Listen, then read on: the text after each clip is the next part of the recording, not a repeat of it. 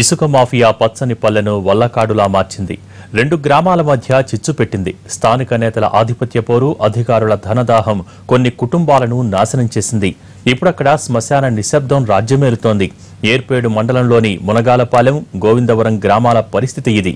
Lorry ప్రమాద ఘటన ప్రమాదమా, పక్కా స్కెచ్చా అనే దానిపైన అనుమానాలు వ్యక్తమవుతున్నాయి. అక్కడి తాజా పరిస్థితిపై ఎన్టీవీ గ్రౌండ్ రిపోర్ట్.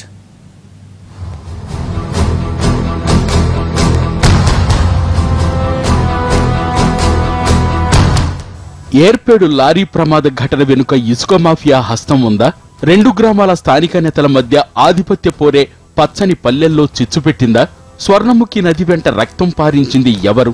మునగాలపాలెం గ్రామం వల్లకాడుగా మారటానికి కారకులెవరు? అక్కడ ఒక్కొక్క కుటుంబం ఇంటి పెద్ద దిక్కుని, అక్కని, చెల్లెని, కొడుకుని, కూతుర్ని పోగొట్టుకుని గుండెకోత అనుభవించేలా చేసిందెవరు? ఓ గ్రామంలో ఉద్రిక్త పరిస్థితులు, మరో గ్రామంలో విషాద వాతావరణం. వాస్తవ పరిస్థితుల్ని తెలుసుకునేందుకు ఎన్టీవీ క్షేత్రస్థాయిలో అధ్యయనం చేసింది. చిత్తూరు జిల్లాలో జరిగిన ఓ రోడ్డు ప్రమాదం ఎంతో మందిని కదిలించింది, మరెంతో మందిని బాధించింది. ముఖ్యంగా ఈ ప్రమాదంలో 15 మందికి పైగా మృత్యువాత పడగా మరో 20 మంది వరకు క్షతగాత్రులయ్యారు. అసలు ఇంతకీ ఈ ప్రమాదం జరగడానికి కారణం ఏంటి? ముఖ్యంగా ఈ ప్రమాదంలో ఒకే గ్రామానికి సంబంధించినటువంటి 13 మంది చనిపోవడానికి ఉన్న కారణం ఏంటి? అసలు దీని వెనక ఇసుక మాఫియానే ప్రధాన కారణమా? ముఖ్యంగా ఇసుక మాఫియా వెనకున్నటువంటి సూత్రధారులు ఎవరు? ఈ ఇసుక మాఫియా సూత్రధారులను వెనకుండి నడిపిస్తున్న వ్యక్తులు ఎవరు? ఈ ఇసుక మాఫియా వల్ల ముఖ్యంగా చిత్తూరు జిల్లా ఏర్పేడు మండలంలో జరుగుతున్న అరాచకంపై ఇవాల్టి ఎన్టీవీ స్పెషల్ ఫోకస్లో తెలుసుకునే ప్రయత్నం చేద్దాం. స్వర్ణముఖి నది గోవిందవరం, మునగాలపాలెం గ్రామాల మధ్యనే పారే నది. చిన్నపాటి వర్షాలకు ప్రవహించని నది. ఏ భారీ వర్షాలు, వరదలు వస్తే మాత్రం ఉరకలెత్తుతుంది. అలాంటి సమయంలోనే ఇసుక మేటలు వేస్తుంది. గతేడాది వరదలకు పెద్ద ఎత్తున ఇసుక పోగుపడింది. ఇక్కడి ఇసుకకు భారీ డిమాండ్ ఉంది.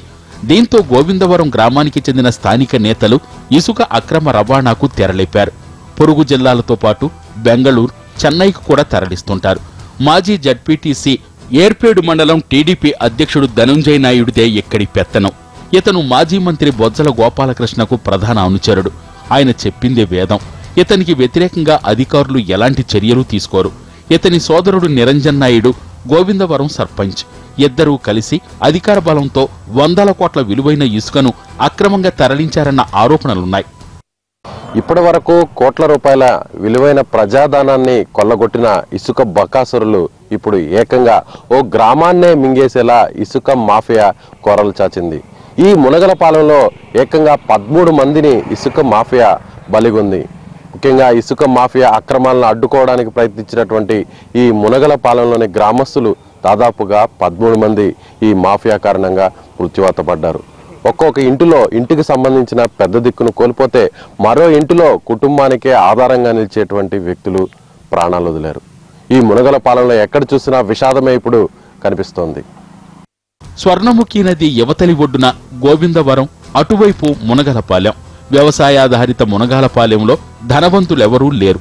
అందరూ 2 ఎకరాల నుంచి 10 ఎకరాల రైతులే. స్వర్ణముఖి నది ఒక్కసారి ప్రవహిస్తే 5-6 ఏళ్ల వరకు భూగర్భ జలాలకు సమస్య ఉండదు.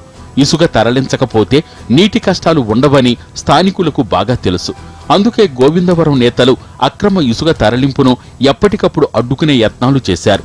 3 ఏళ్లుగా ఇసుక తరలింపు బాగా పెరగడంతో రెవెన్యూ, పోలీస్ అధికారులకు కూడా మొరపెట్టుకున్నారు. అయినా ఫలితం లేకుండా పోయింది. భూగర్భ జలం అడుగంటిపోయింది. బోర్లు ఎండిపోయాయి. పంటలు చేతికందటం లేదు. దీంతో మునగాలపాలెం గ్రామస్తులు ఇసుక రవాణా చేస్తున్న వాహనాలను రీచ్లోనికి పోనీయకుండా దారికడ్డంగా గుంతలు తవ్వేశారు. దీంతో గోవిందవరం సర్పంచ్ ధనుంజనాయుడు మనుషులు మునగాలపాలెం గ్రామస్తుల్ని కొట్టారు. స్వర్ణముఖి నదిలో ఇసుక బకాసులకు సిరులు కురిపిస్తుంటే 2 గ్రామాల మధ్య మాత్రం చిచ్చును రేపిందని చెప్పుకోవాలి. ఏర్పేడు మండలంలో ఉన్న ఈ స్వర్ణముఖి నదికి అటువైపు ఇటువైపు ఉన్నటువంటి 2 గ్రామాల మధ్య, పచ్చని గ్రామాల మధ్య చిచ్చులు రేపినటువంటి పరిస్థితి ఈ ఇసుక మాఫియాదని చెప్పుకోవాలి. ప్రస్తుతం మనం స్వర్ణముఖి నది వద్ద ఉన్నాం. మనకు కుడివైపున గమనించినట్లయితే ఎవరైతే 13 మంది చనిపోయినటువంటి బాధితుల గ్రామంగా ఉందో ఇది మునగలపాలెంగా చెప్పుకోవచ్చు. అదేవిధంగా ఈ మునగలపాలెనికి అదేవిధంగా స్వర్ణముఖి నదికి ఎడమవైపు ఉన్నటువంటి గోవిందవరం గ్రామాలకి మధ్య గత కొన్ని నెలలుగా చిచ్చు రేపింది ఈ ఇసుక మాఫియా అని చెప్పుకోవాలి. ఎందుకంటే ఇప్పటికే అటు ఈ ఇసుక మాఫియా ఈ స్వర్ణముఖి నదిలో టన్నుల కొద్ది ఇసుకను అక్రమ రవాణా చేస్తుండడంతో ఇక్కడ ఉన్నటువంటి భూగర్భ జలాలన్నీ కూడా అడుగంటిపోతున్నాయని ఈ మునగలపాలెం రైతులు అక్కడ పోలీస్ స్టేషన్ వద్దకు వెళ్ళి పోలీసులకు అక్కడ ఉన్నటువంటి అధికారులకు చెప్పుకునే ప్రయత్నంలో వీరు రోడ్డు ప్రమాదంలో ముఖ్యంగా లారీ యాక్సిడెంట్ గురై వీరందరూ కూడా 13 మంది మృత్యువాత పడినటువంటి పరిస్థితి ఈ గ్రామాల ప్రజలని చెప్పుకోవచ్చు. ఇటువైపుగా మనం గమనించవచ్చు ఇది గోవిందవరం గ్రామంగా చెప్పుకోవాలి. ఈ గోవిందవరం మునగలపాలెం గ్రామానికి మధ్య ఉన్నటువంటి ఈ స్వర్ణముఖి నదిలో జరుగుతున్నటువంటి ఇసుక అక్రమ రవాణే ఇవాళ ఈ 2 గ్రామాల మధ్య చిచ్చుకు కారణంగా చెప్పుకోవచ్చు. ఈ గోవిందవరానికి సంబంధించినటువంటి కొంతమంది రాజకీయ నాయకులు ఈ ఇసుక మాఫియాను నడిపిస్తూ వీరందరూ కూడా కోట్ల రూపాయల అక్రమార్జన చేస్తున్నారనేది ఇక్కడున్నటువంటి మునగలపాలెం బాధితుల కుటుంబాలకు సంబంధించినటువంటి ఆరోపణలు. ఈ గోవిందవరం ప్రజలు గత కొన్ని నెలలుగా ముఖ్యంగా ఇక్కడున్నటువంటి రాజకీయ నాయకులు కొంతమంది ఈ ఇసుక మాఫియాకు కీలక సూత్రాలుగా మారిపోయారని చెప్పి ఇక్కడున్నటువంటి మునగలపాలెం గ్రామస్తులు చెబుతున్నారు. ఒకప్పుడు ఈ 2 గ్రామాల ప్రజలు ఒకరికి ఆపదైతే మరొకరు ఆపన్నహస్తం ఇస్తూ వీరందరూ కూడా ఎంతో కలివిడిగా ఉన్నటువంటి ఈ 2 గ్రామాల ప్రజలు ఇప్పుడు ఇసుక మాఫియా పుణ్యమా అని ఇద్దరు కూడా కత్తులు నూరుకునేటువంటి పరిస్థితి ఇక్కడ నెలకొందని చెప్పుకోవాలి. ఇసుక మాఫియా దాడులు, అక్రమ తవ్వకాలతో విసిగిపోయిన మునగాలపాలెం గ్రామస్తులు సమస్యపై గట్టిగా పోరాడాలని నిర్ణయించారు. ఇంటికొకరు చొప్పున ఆడవారితో సహా ఎంఆర్ఓ దగ్గరికి వెళ్లారు. గ్రామస్తులు వస్తున్న విషయం ముందుగానే తెలిసి ఎంఆర్ఓ అక్కడి నుంచి ఎస్కేప్ అయ్యారు. దీంతో ఏం చెయ్యాలా అని ఆలోచిస్తున్న తరుణంలో చిత్తూరు జిల్లా రూరల్ ఎస్పీ జయలక్ష్మి ఏర్పేడు పిఎస్లో ఆకస్మిక తనిఖీలకొచ్చారు. ఇది తెలుసుకుని అక్కడికి వెళ్లారు. అయితే ఆమె వారిని లోపలికి అనుమతించకుండా బయటే మాట్లాడి వెళ్లిపోయింది. వారంతా పోలీస్ స్టేషన్ ముందు అక్కడే నిలబడి చర్చించుకుంటున్న సమయంలో మృత్యు శకటం దూసుకొచ్చింది.